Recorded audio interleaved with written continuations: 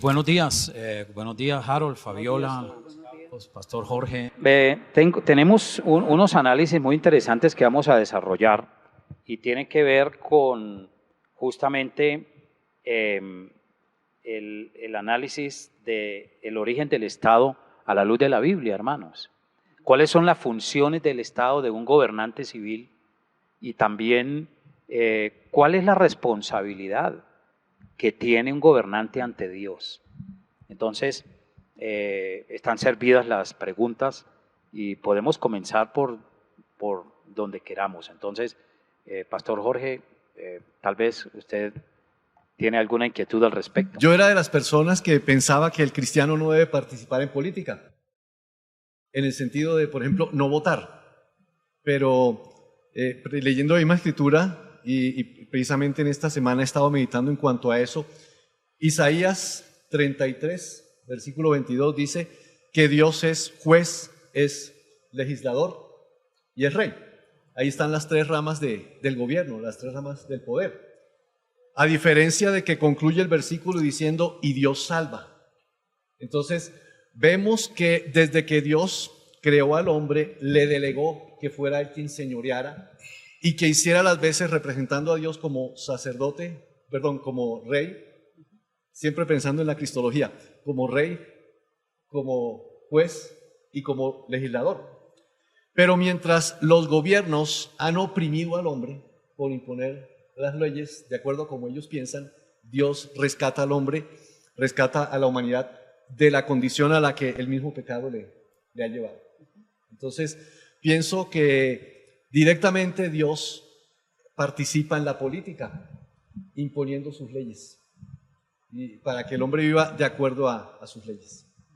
Y el hombre, como administrador de las leyes del Señor, debe gobernar de acuerdo al plan que Dios ha tenido desde un principio. Bueno, es muy llamativo lo que dice Jorge, ¿no? Porque ahí están incluidos los tres poderes, el ejecutivo, el legislativo y el judicial.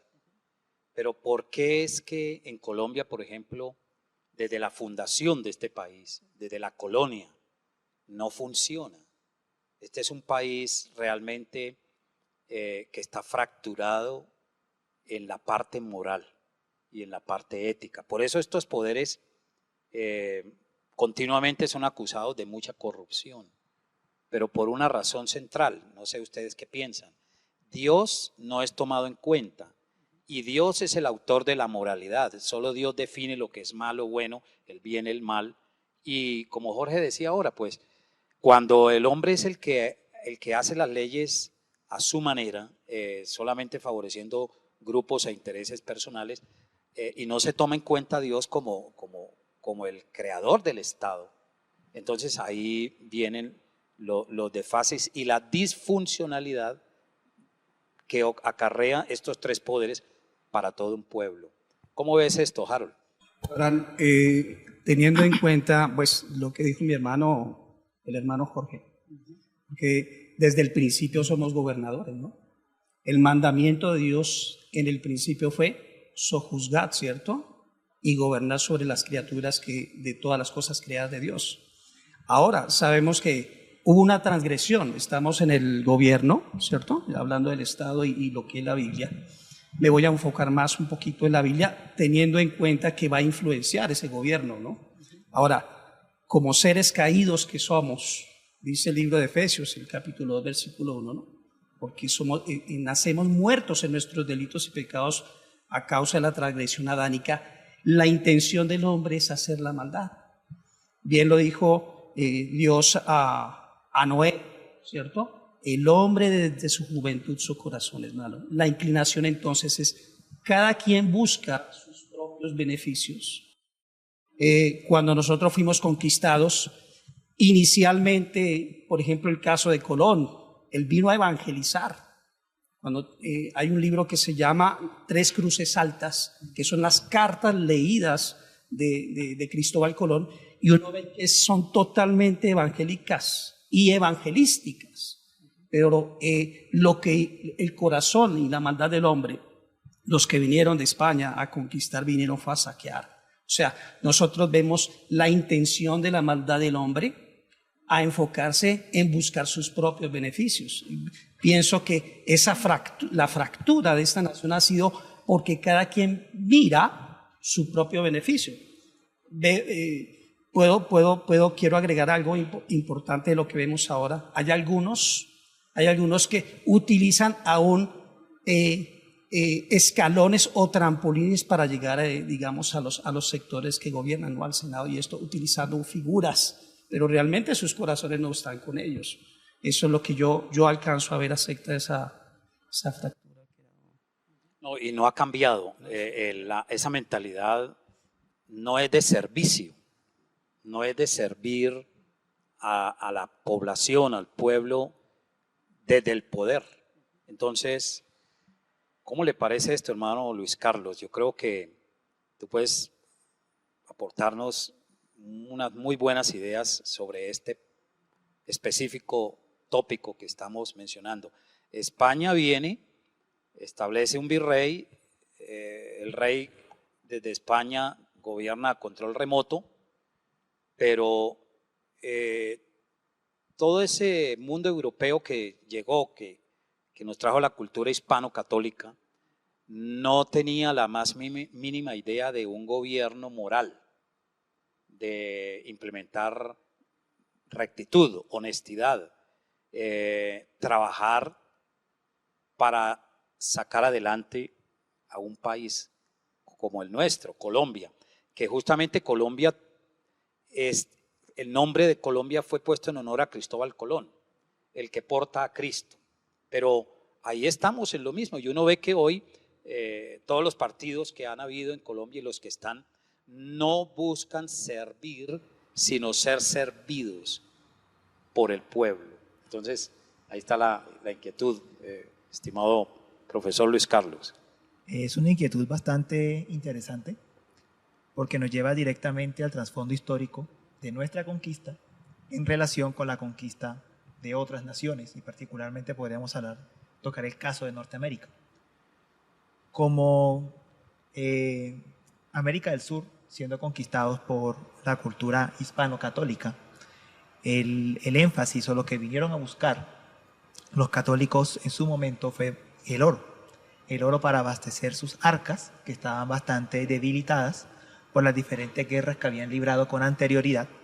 Venían a establecer un reino católico, que consideraban que al establecer este reino católico por la fuerza, estaban estableciendo realmente un reino de Dios pro-hispano para España. Sin embargo, realmente la cultura católica fue una cultura extractivista y de explotación. Con lo extractivista me refiero a que ellos no vinieron a producir y transformar, sino a saquear el oro de nuestras naciones, oro y plata. Cosa diferente a lo que ocurrió con América del Norte, por ejemplo, donde la cultura donde llegaron los puritanos con una ética protestante, una ética para transformar. El mejor ejemplo de esto es cuando las 13 colonias fueron fundadas en el litoral, oriental de Norteamérica, y las condiciones del terreno eran duras. ¿Qué debían hacer estos puritanos? Trabajar, ahorrar, porque por los cambios de las estaciones, miremos cómo la historia influye todo esto, por los cambios estacionarios, los cultivos podían dañarse, podían estropearse, ellos tenían que acostumbrarse a trabajar, a ahorrar, con el fin de generar unas condiciones de vida.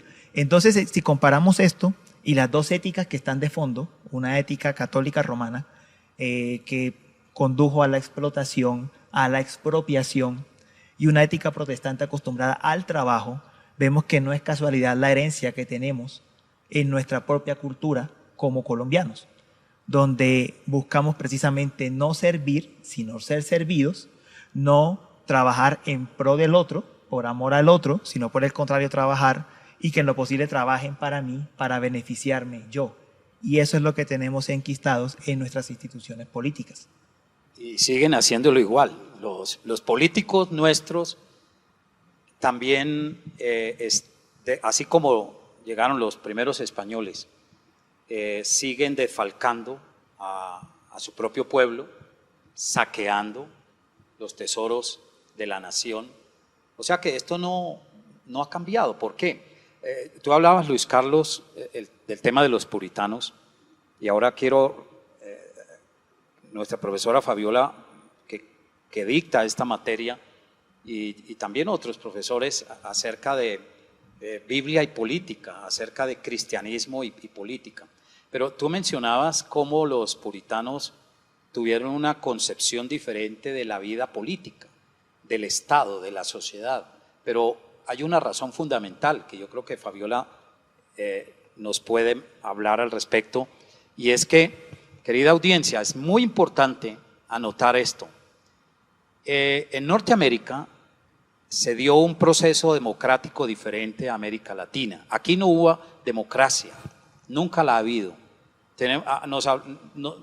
Decimos que Colombia es una república, una res pública, o sea, una obra pública que todo político debe implementar para el bien del país. Y llamamos democracia a lo que no es democracia, porque esencialmente si es el pueblo en general es el que puede decidir los destinos políticos y también jurídicos de un país como el nuestro, vemos que el pueblo por lo general es manipulado por estos grupos políticos que son muy irresponsables, y por otra parte, como lo mencionaba el hermano Luis Carlos, pues ¿qué pasó con los puritanos? Ellos traían una concepción divina desde la Biblia a establecer un Estado en Norteamérica según las leyes de Dios y haciendo un pacto con Dios. Es muy interesante que ellos establecen la alianza divina como pacto para gobernar, pero poniendo a Dios por encima de la Constitución, de las leyes y de ellos mismos. Entonces, querida profesora Fabiola, pues tú puedes ampliar más este punto porque lo has venido tratando en tus clases.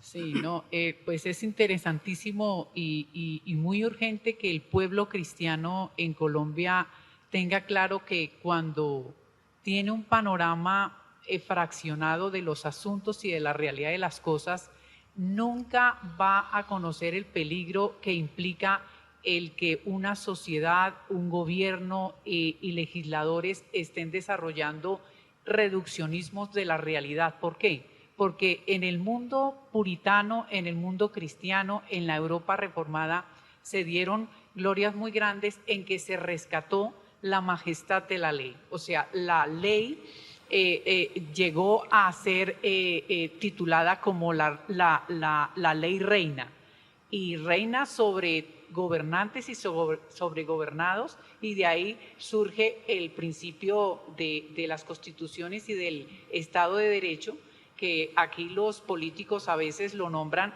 con una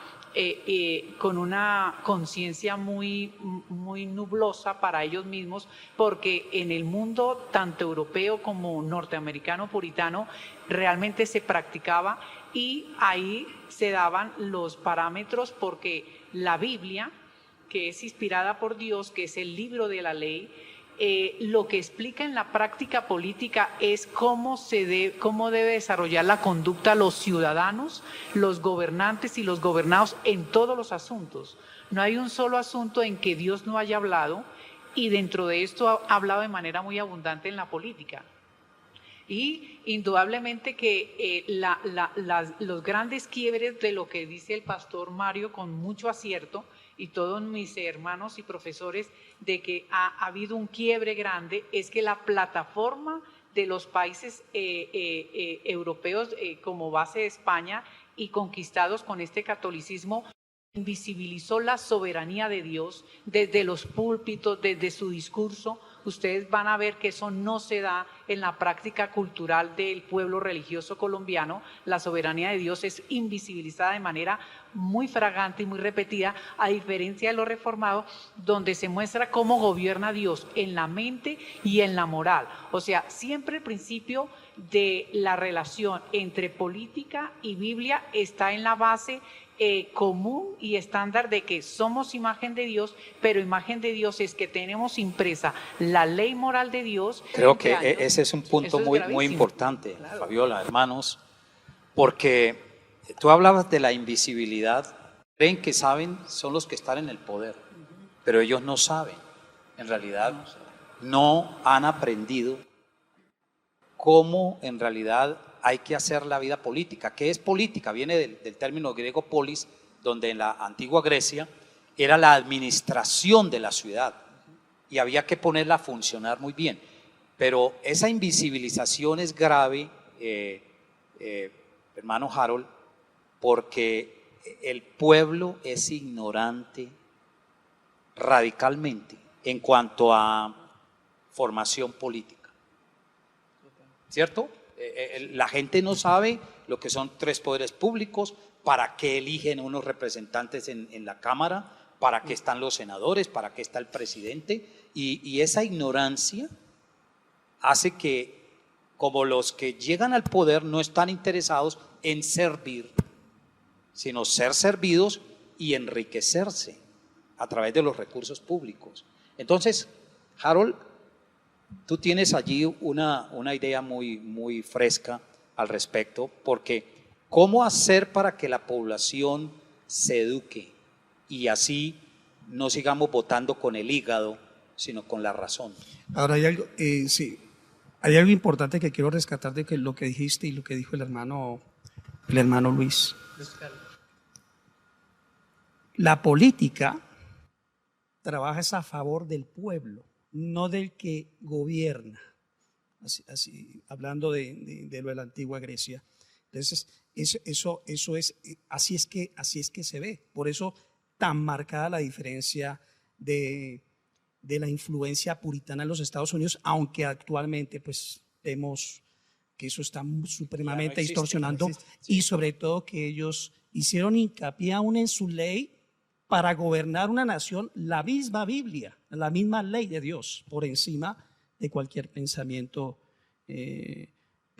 humano. Ahora lo otro, la iglesia como tal, nosotros somos la gran influencia en la sociedad. ¿Sí? ¿Por qué? Porque nosotros sí tenemos la moral de Dios, conocemos la moral de Dios, y es importante transmitirla al pueblo de Dios. ¿Cuál es esa moral? Como está escrita y Él la manda. Pero, Harold, no solo al pueblo de Dios, a todo el mundo. Sí. A todo el país. Entonces sí, es a todos. Pero nosotros somos los que iniciamos. Cuando tenemos ese mandamiento de ir, estamos hablando de la ley moral de Dios, estamos enseñando cuál es la voluntad de Dios para la sociedad, para el pueblo. ¿Sí? ¿Cómo obedecemos a Dios? ¿Qué piensa Dios? ¿Qué tenemos que corregir?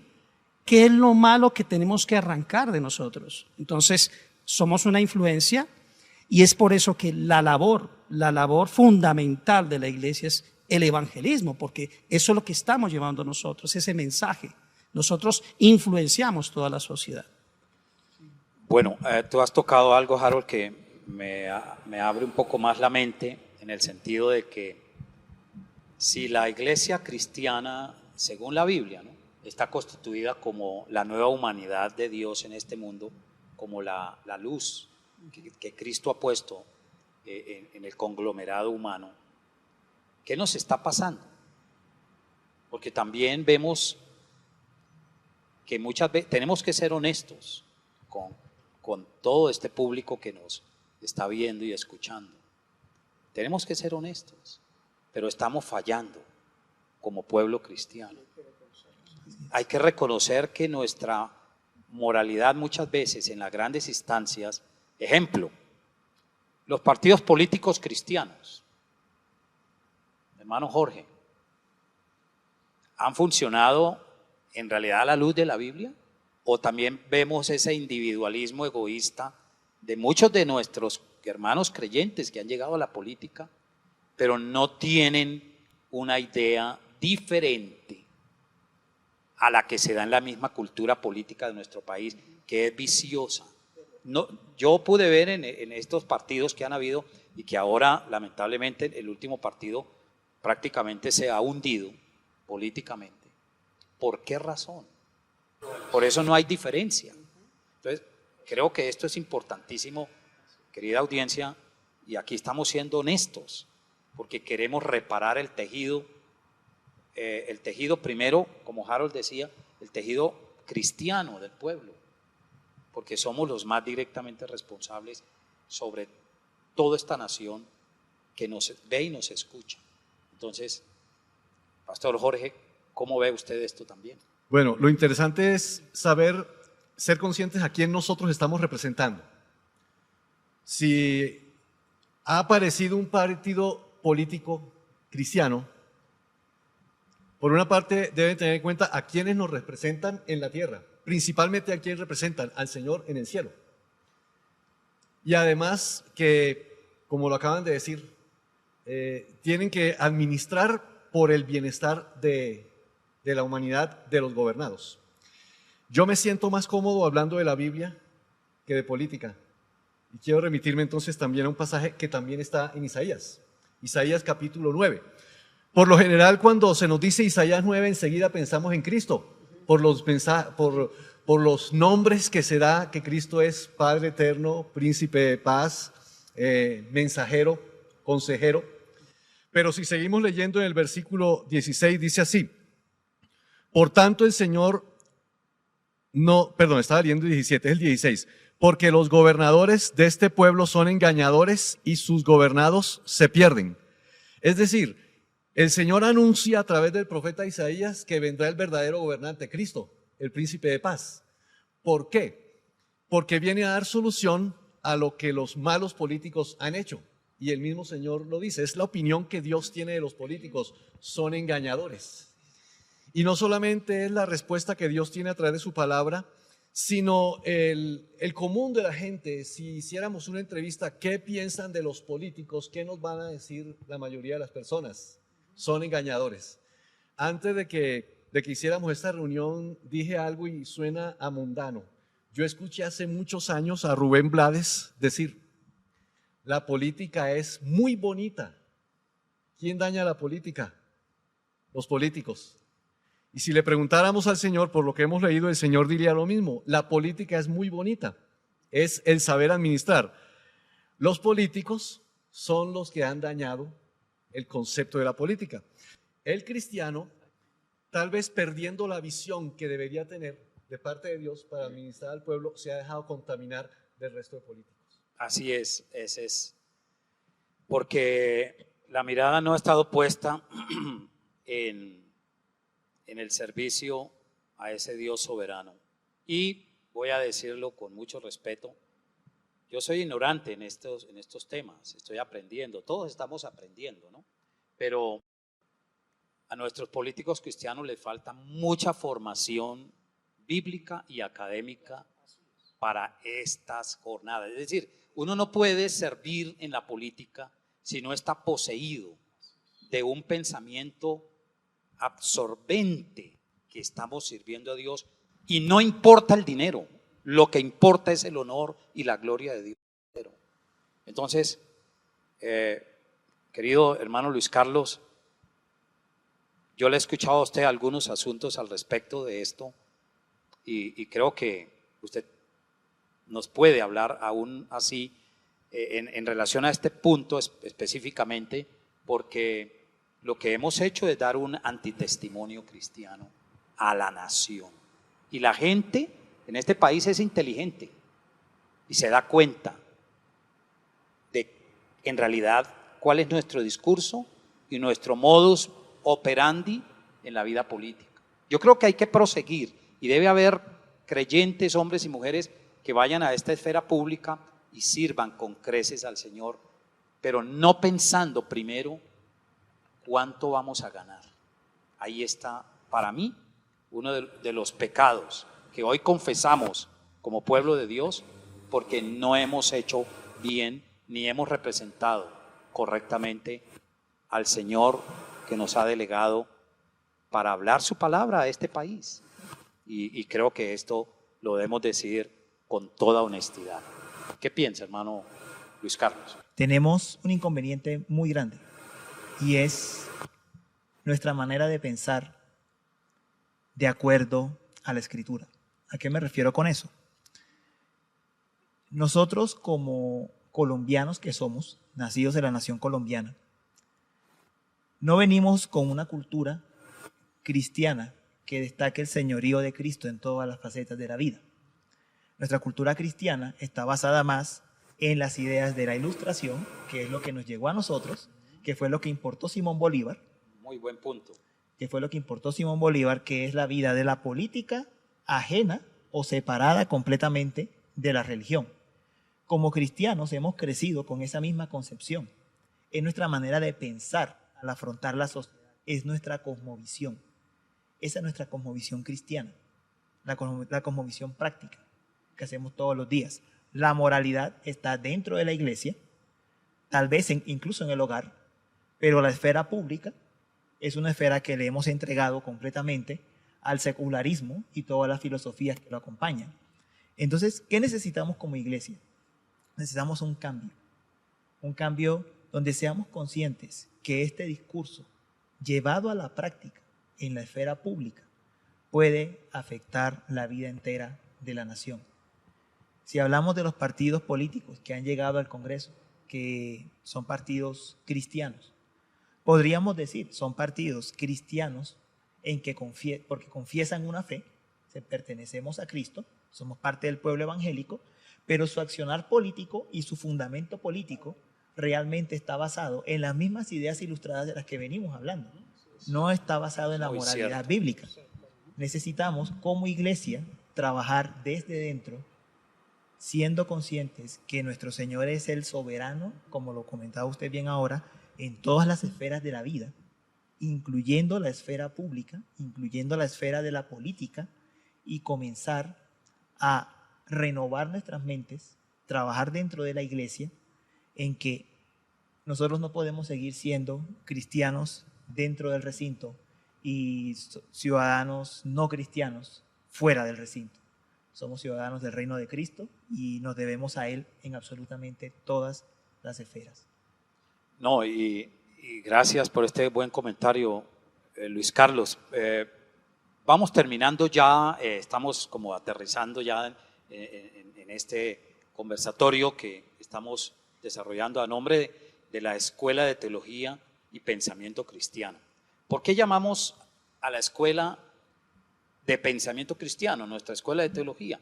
Porque pretendemos hacer pensar al pueblo de Dios. Y Dios nos hace pensar.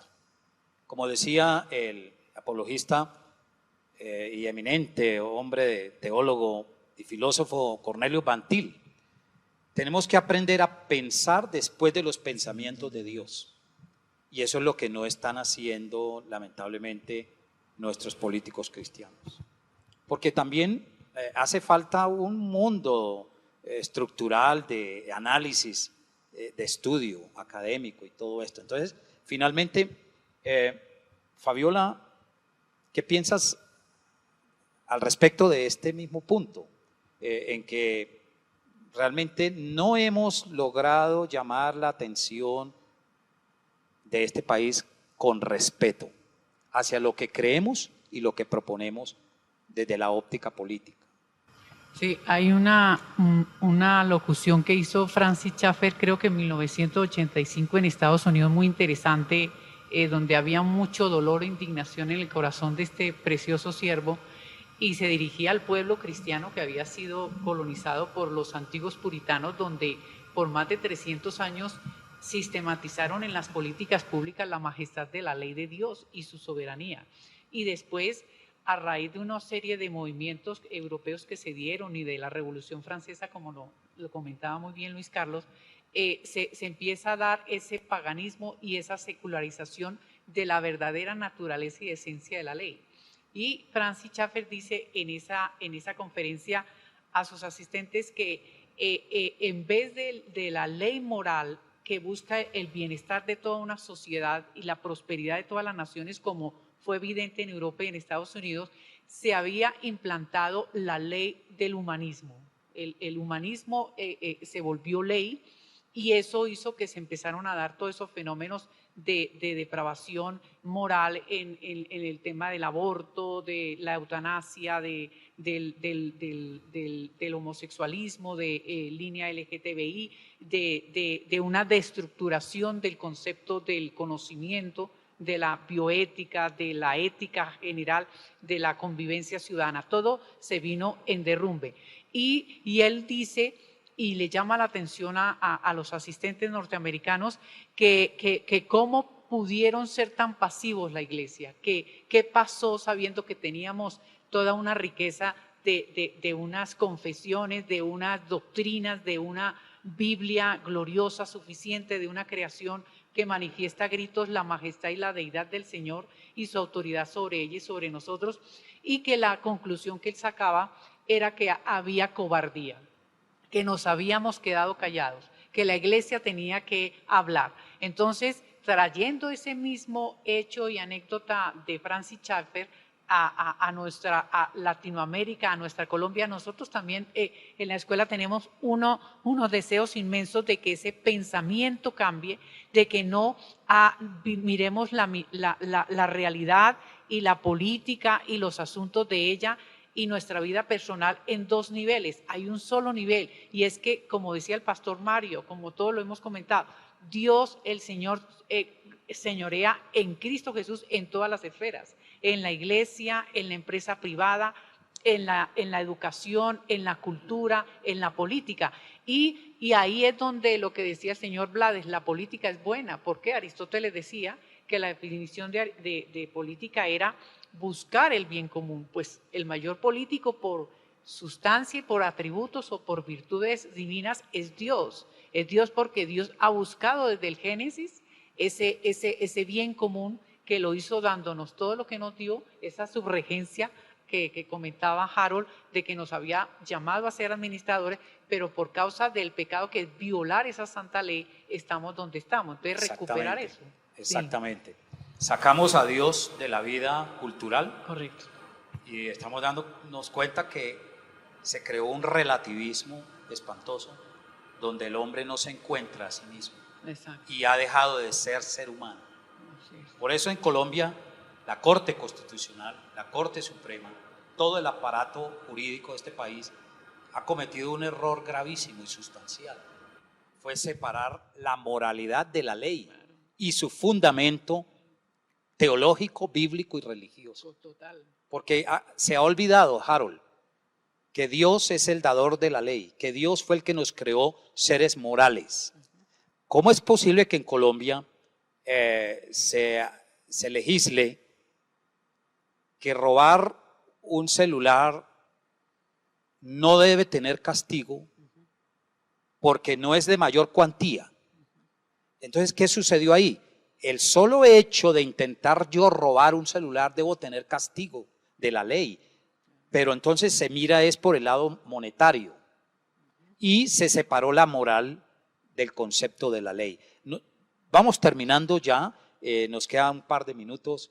Hermano Harold, usted concluye en este tiempo y por favor amplíenos un poquito esto que acabamos de decir también. Bueno, gracias hermano Mario, pues escuchando, sí es verdad, y no solamente lo que es el materialismo, ¿no? Y ese naturalismo está influenciando hoy el mundo. Es decir,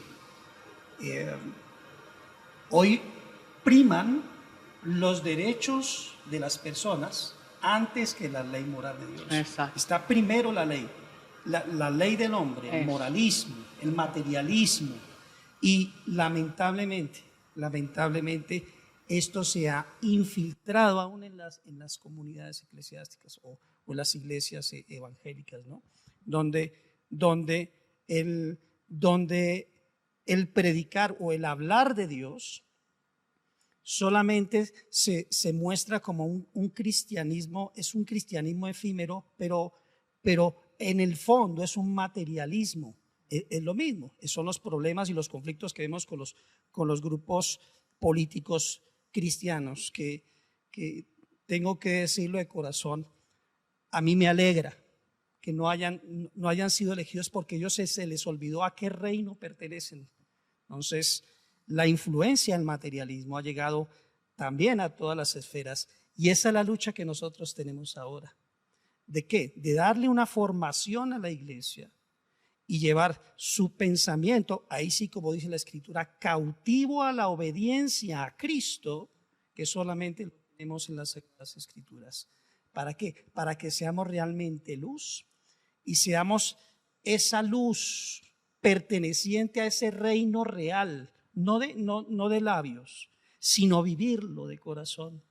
Como citabas ahorita, Romanos capítulo 12, versículo 1, es transformar el pensamiento a través o a la luz de La las renovación Sagradas de la Escrituras. mente, Exactamente. del pensamiento. Exactamente. Romanos 12:2. Exactamente. Muy bien, entonces, ¿a qué conclusión llegamos? Que hay que estudiar, tenemos que leer, tenemos que examinar. Hay un mundo enorme de libros desde la perspectiva de la Reforma del siglo XVI que enfocaron de manera profunda la soberanía de Dios sobre los políticos y sobre la política y sobre los tres poderes. Cuando sacamos a Dios, ya cada uno hace la ley como quiere, cada cual define la verdad como quiere, cada cual define la moralidad como quiere, y se cayó en el relativismo. Estimada audiencia, yo les quiero invitar a nombre de todo este selecto grupo de profesores que tenemos aquí en la Escuela de Teología y Pensamiento Cristiano, y con la anuencia primero del Señor y luego a través del ministerio del pastor Diego García, pues nosotros hemos sido invitados a desarrollar una serie de estudios y análisis en esta escuela, con la cual estamos muy identificados y deseamos compartir con todos ustedes nuestras clases. El próximo 8 y 9 de abril, prácticamente comienza mañana el mes de abril, ¿sí? Entonces, próximo 8 y 9 de abril, los días viernes, empezamos de 6 de la tarde hasta 10 de la noche. Todos estos profesores participan y luego el día sábado reanudamos de 7 de la mañana hasta las 12:15 aproximadamente, donde tenemos un currículo y un pensum. Les invito a que ustedes, si tienen a bien y creen que están siendo llamados por Dios a prepararse para ayudar a este país nuestro, valdría la pena educarnos bíblica y teológicamente, y ética y moralmente. Así es que les extendemos la invitación a todo este país, nuestro querido y amado país Colombia, y más allá de nuestras fronteras. Así es que cordialmente invitados a que se matriculen. A nuestra secretaria Paola está muy activa, recibiendo llamadas, matriculando, y además aquí los estudios son muy económicos. Y créanme que por la gracia de Dios tenemos un peso bueno de experiencia y de conocimientos bíblicos y teológicos. Estamos aprendiendo, pero nos gustaría que conocieran nuestro pensum, nuestro currículo y conozcan esta escuela. Así es que nos despedimos y muchas gracias por esta amable atención. Gracias, profesor Harold, profesora Fabiola, estimado profesor Luis Carlos, pastor Jorge Baena, y que la mano de Dios bendiga a Colombia ahora y siempre. Hasta pronto. Muchísimas gracias.